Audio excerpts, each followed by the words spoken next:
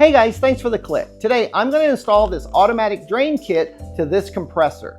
This automatic drain system is going to automatically purge the water from inside of the tank without me having to wheel this compressor into the garage to drain it manually. This is going to be a time saver, and it's definitely going to take the hassle out of the tank draining process. So let me go ahead and take the kit to the workbench and I'll show you what's inside, okay? Let's go. Okay, here's everything that came in the kit. You have this flexible hose here that has a 1/4-inch brass fittings on both sides. Since it's flexible, I'm not going to use this because I want my plumbing to be rigid and solid so that it doesn't vibrate. So I'll just move this to the side. It also has this faucet thing with an on-off cutoff valve. And if you look inside, it has a screen. So I'm guessing they're wanting us to use it as a drain. But for me, it's just a little bit too bulky and I'm not going to use it. So I'll put it aside. It also came with this little reducer bushing that goes from 3/8" male thread to a 1/4" female thread. And since there aren't any directions, I really don't know where I can possibly use this. So I'm not. So I'll put it aside. So that leaves me with all these parts here. It has some blue Teflon tape that I'm not going to use because I'm going to use pipe dope on all the fittings to make airtight connections. It also came with this small brass elbow that has 1/4" male threads on one side and 1/4" female threads on the other. I'm definitely going to use this part. If you look at the bottom of the compressor, I'm going to remove the 1/4" drain valve and replace it with this elbow. Then I can branch off to start connecting the other fittings. The kit also came with this valve with a big black on-off handle. It has 1/4" male threads on one side and 1/4" female threads on the other. I'll definitely use this part. And now what I have left is the heart of the system, the controller. Okay, let's go ahead and take a closer look at this controller. Okay, this is going to be the part of the unit that does all the automation, okay? And if you take a look at the back side of the controller, you have this black box here that is a solenoid, okay? And this solenoid is sitting on this stem here. And inside of this stem is a spring-loaded valve that opens and closes based upon whether the solenoid is energized or not, okay? So when the solenoid is not energized, it's in the closed position, okay? But the second the solenoid is energized, it's going to create a magnetic field around the stem that will automatically open the valve and will allow air to flow through the valve. And that's going to be based on how you program the purge time, and then you have an interval time on this side, but we'll talk about that later. Well, I guess that's enough basic knowledge of the controller that I can continue with the plumbing job. But looking at the parts that I have left, I don't have enough fittings to put this together. So let me make a trip to the hardware store and I'll be right back. Okay guys, I'm back from the hardware store and these are all the fittings I bought so that I can finish connecting the automatic drain system to the compressor, okay? So let me go ahead and separate these pieces so I can show you what I bought, okay? Let's start off with these two pieces here. These are two hex reducer bushings that go from 1/2" to 1/4" female threads. And these are going to go on both sides of the automatic valve right here. So we'll put those there. I also bought two 1/4" male nipples. I also bought this quick connect air coupler here that has a 1/4" female thread on this side. You've seen these on compressors and on air tools. And I also bought the other end, which is the male part that snaps into it just like that. Okay, and this piece here has a 1/4" female threads on it, okay? And it definitely comes apart when you slip the sleeve down. And finally, on the purge side of the unit, I'm going to go ahead and use this plastic piece here, and it's going to drain out of this side here.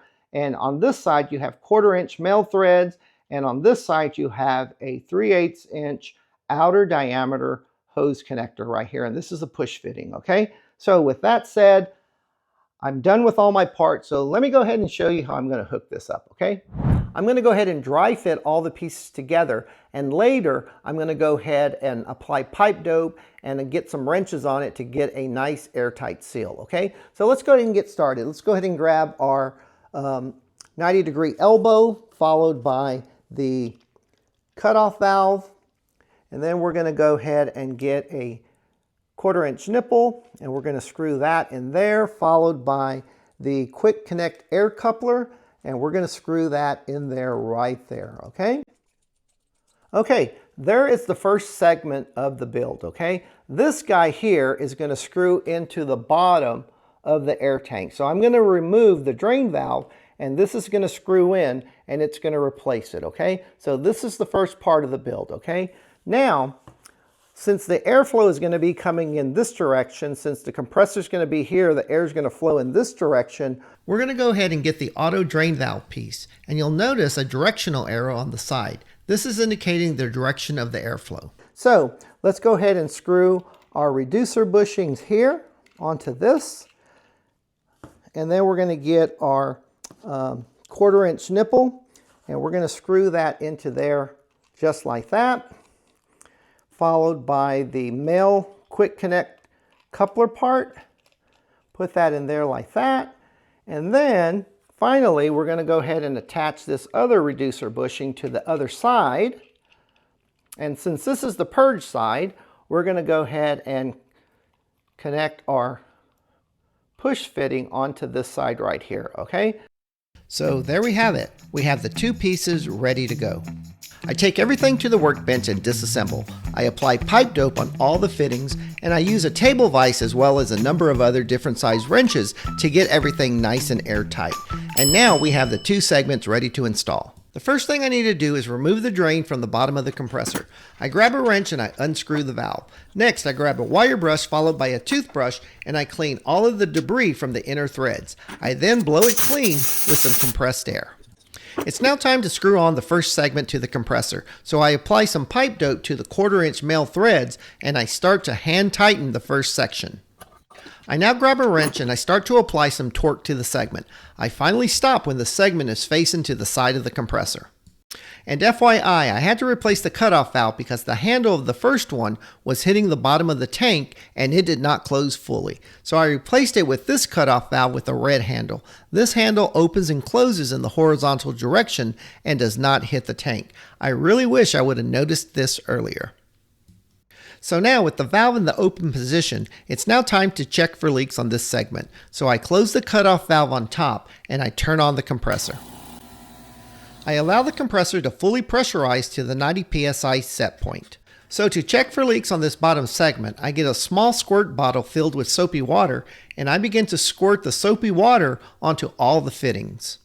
I will now inspect for bubbles, which will indicate a leak. After squirting all the fittings, there are no leaks on this section. So now I'll close the cutoff valve so there is no air pressure at the quick connect coupler. This will make it easier to attach the second segment to the first segment. When connected, I reopen the valve to fully pressurize both sections. I also did a check for leaks on this segment, and luckily there were none. So now I place the controller onto the automatic valve stem and I screw it down. Now the way the controller works is very simple. There is a manual test button and two adjustable knobs. The knob on the left will set your purge time. It can be set from a half a second to 10 seconds. I have mine set to about 4 to 5 seconds. And the knob on the right is your interval time. It can be set for 30 seconds to 45 minutes. I have mine set to 45 minutes. So now I'm going to connect the controller to power, and you're going to see how this thing works. It's pretty simple. The second the controller is plugged to power, it will start and repeat a 2-cycle program. It will power on and purge for about 5 seconds. The light will turn green. Then it will turn off and the light will turn red. And it will start its set interval time. When that interval time is passed, it will then start the 2-cycle program again. As long as the controller remains connected to power, it will do a purge every 45 minutes, 24 hours a day. Since I do not want it to purge all day, I will be making some modifications to the way the power is applied to the controller. At any time while powered, you can do a test or manual purge by pressing the test button on the top middle.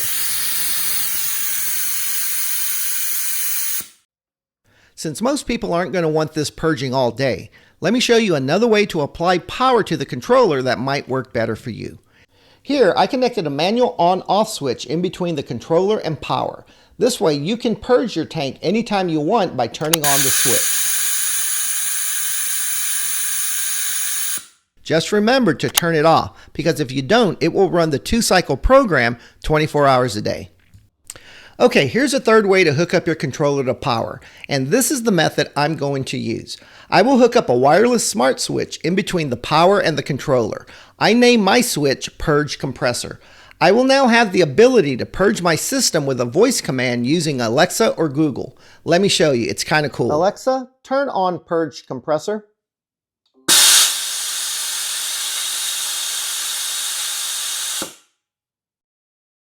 And just like before, don't forget to tell your smart switch to turn it off. If not, it will cycle through the program 24 hours a day. Alexa, turn off Purge Compressor. This being a smart switch, I'm going to create a routine within my smart switch app that will automatically purge my system 2 times a day at 8 a.m. and 8 p.m. Now that everything is fully tested, I am now ready to take the compressor back to the laser room. And because the purge cycle was so loud, I decided to use 3/8" plastic tubing to purge everything outside. The super loud purge sound will now happen outside rather than inside my laser room. So let me grab all the tools that I'll need to start drilling a hole on the exterior wall of my laser room. Well guys, that's pretty much going to wrap up this video. If you like this video or even learned a thing or two, please like and click that subscribe button. Knowing that I will never have to worry about draining my compressor is so freeing, and I hope this video inspires you to do the same. So there's only one thing left for me to do, and that's to test it in the laser room. So until my next video, adios and God bless. Hope you have a great day. Alexa, turn on Purge Compressor.